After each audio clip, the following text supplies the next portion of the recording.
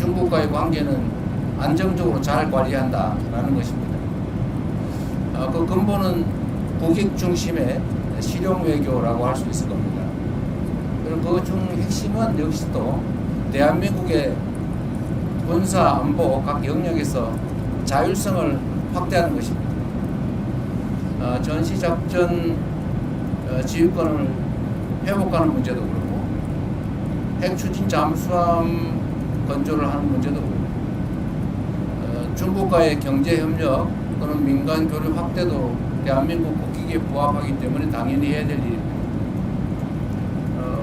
한미 간의 동맹에 기초한 그야말로 기존의 군사동맹에서 예를 들면 앞으로는 경제동맹, 첨단기술동맹으로까지 복합동맹으로 발전시켜야 되는데 이 두 가지는 결코 양립 불가능한 것이 아니다라고 생각됩니다.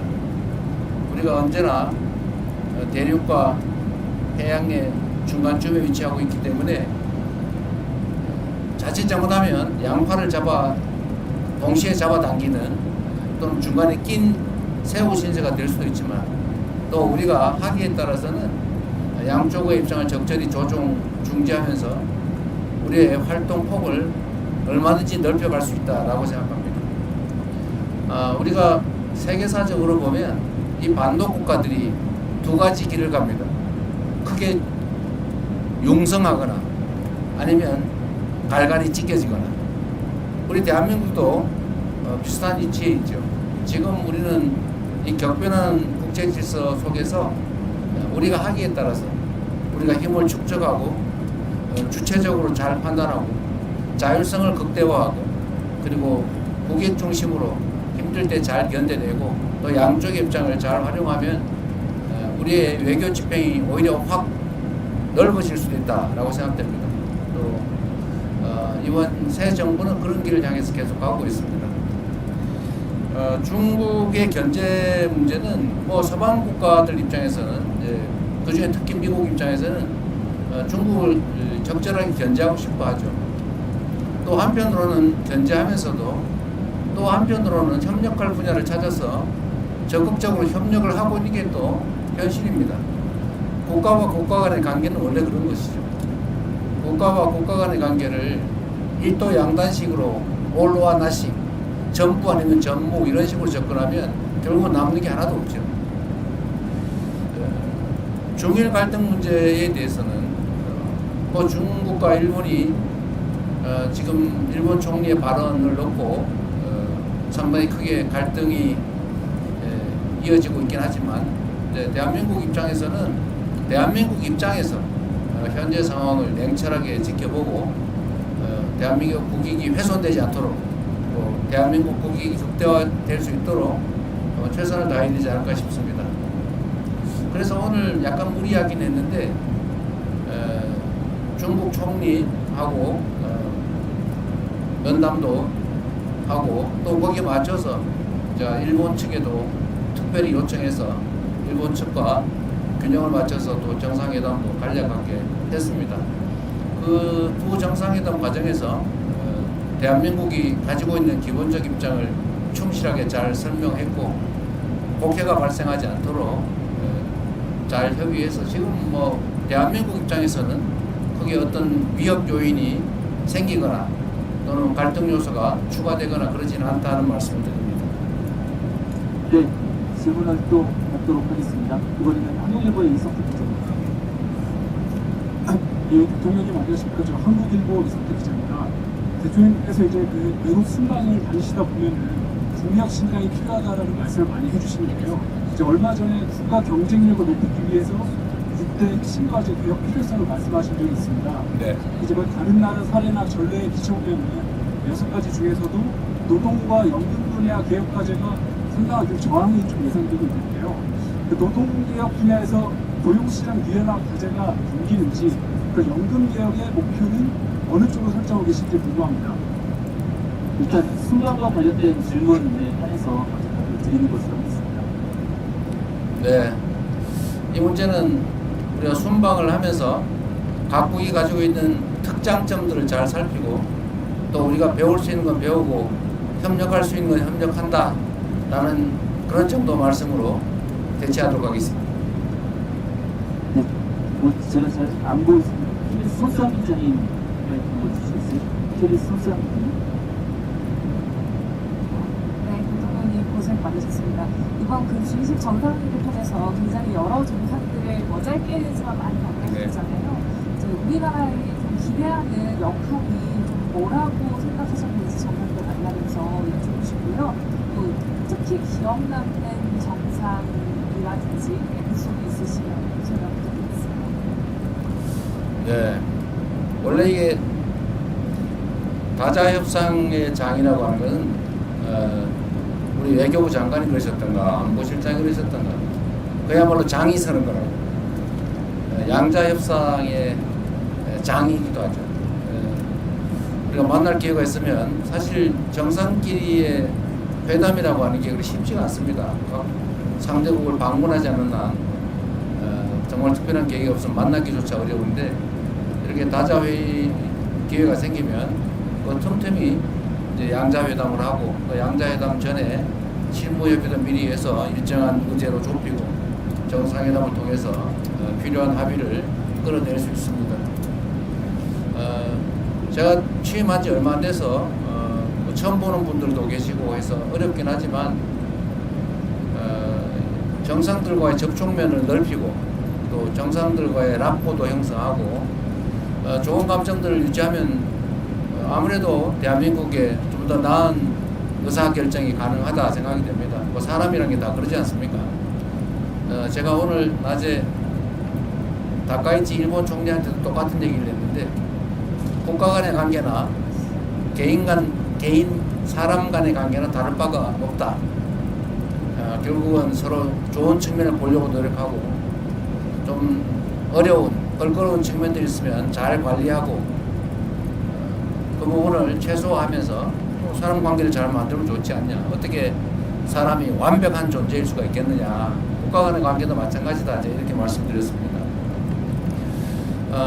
저는 그래서 이런 다자회의 공간이 생기면 최대한 많은 정상들을 가볍게 또는 심각하게 많이 만나려고 하죠. 이번에도 꽤 많이 만난 것 같습니다. 언론인 여러분들한테 공지하지 않은 얘기들도 많죠, 사실. 잠깐씩 한 5분씩, 10분씩 화장실 갔다 오면서도 얘기하고. 근데 모든 정상들이 사실은 똑같습니다. 각각의 국가를 대표하고 나오는 분들이라서 자기들도 정상들 간의 대화를 최대한 많이 하고 뭔가를 끌어내야 되기 때문에 다 적극적이에요. 뭐 나만 그래서 좀 이상한 사람이 아니고 모두가 다 열려 있습니다. 그래서 그 기회를 잘 활용하면 얼마든지 정상들 간에 짧지만 밀도 있는 대화가 가능하다. 제가 몇 차례 국제회의를 가면서 느낀 겁니다. 그리고 가능하면 인간적 공감을 얻어내기 위해서 많이 노력하죠. 제가 사실은 좀 장난기가 많아가지고 그러긴 한데 외국 정상들도 사실 똑같습니다. 똑같은 사람들이어서 그들의 인생이나 또는 삶의 역정이나 뭐 정치적 경험이나 이런 것들을 제가 발굴해가지고 얘기해주면 좋아하죠. 사람들 관계 그런 거 아닙니까? 상대에 관심 가지고 상대가 예를 들면 좋아할 만한 거 언급해주고 공감하고 또 아픈 거 위로해주고 하면 다 좋아합니다. 그게 뭐 아무리 큰 나라의 강한 지도자라 한들 다 똑같은 사람이에요. 조그만한 소국의 지도자도 똑같은 사람들입니다. 그래서 만나면 뭐 큰 무리 없이 대개는 관계 설정이 잘 되죠. 준비도 많이 합니다. 다 수십 명 밤새도록 이 사람이 이 에피소드가 이 사람 얘기인가 저 사람 얘기인가 헷갈릴 때가 있어요. 가끔 실수하기도 합니다. 근데 그 사람은 뭔 얘기하는지 모르죠. 자기 얘기 아니면. 하여튼 이번에도 보면 저는 뭐 룰라 대통령 또는 뭐 모디 총리 만나서 얘기하는 거 상당히 의미 있었고 서로 뭐 공감도도 많이 넓혔다고 생각합니다. 제가 빠른 시간 내에 인도, 브라질도 한번 가야 될 것 같아요. 짧은 시간 얘기했지만 서로 협력하고 시너지 낼 만한 사안들이 많이 있다는 생각이 들었습니다. 네, 또 질문 있으신 기자분들 앞으로 마이크를 한 넘길 수 있을 것 같은데요.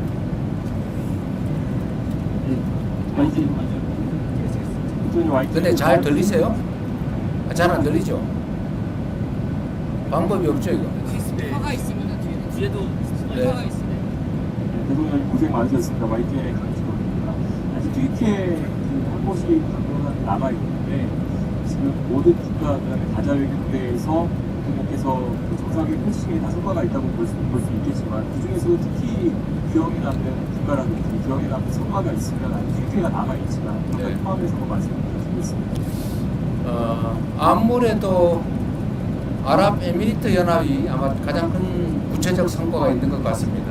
거기는 사전에 비서실장이 특사로 가서 협업할 수 있는 분야들도 많이 정리했고 또 구체적 사업도 다 발굴을 했기 때문에 아주 구체적이고 실질적인 큰 성과가 난 것 같습니다.